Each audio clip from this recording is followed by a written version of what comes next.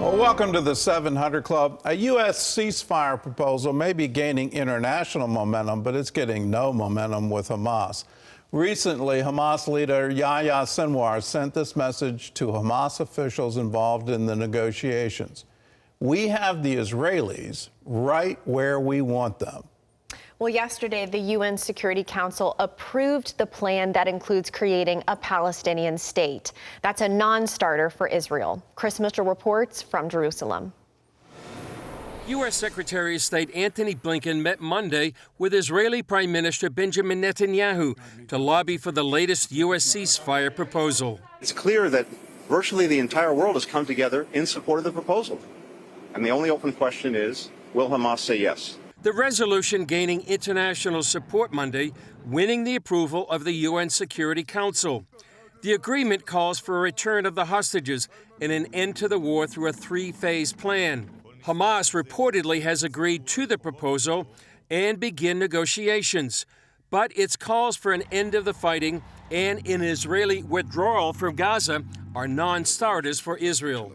Another potential sticking point for Israel is the resolution's call for a two-state solution and, quote, unifying the Gaza Strip with the West Bank under the Palestinian Authority. Itamar Marcus, founder of the Palestinian Media Watch, dismisses claims by the U.S. State Department that the PA has been revitalized and is ready for peace. The problem is that the Palestinian Authority teaches its people that Israel has no right to exist, that killing Jews is something that Allah wants, that destroying Israel is not only a national goal for Palestinians, but is also a goal for Islam because Israel is on holy Islamic land. Hamas leader Yahya Sinwar may not favor a reconciliation with the PA. The Wall Street Journal published a text from Sinwar to Hamas leaders who sought discussions with the group in December. As long as fighters are still standing and we have not lost the war, such contact should be immediately terminated, he wrote. He has also indicated he believes Hamas can outlast Israel, texting officials involved in negotiations, "We have the Israelis right where we want them." Israel is still rejoicing over the rescue of 4 hostages. Newly released footage shows Israeli soldiers charging into the apartment where the 3 male hostages were held, then rushing outside under heavy gunfire. They were taken to a medical center where doctors say they face a long road to recovery. Chris Mitchell, CBN News, Jerusalem. We rejoice that these hostages have been rescued, and we pray that the remainder are freed. But we have to take Sinwar at his word. He does not want peace. He does not want to release the hostages.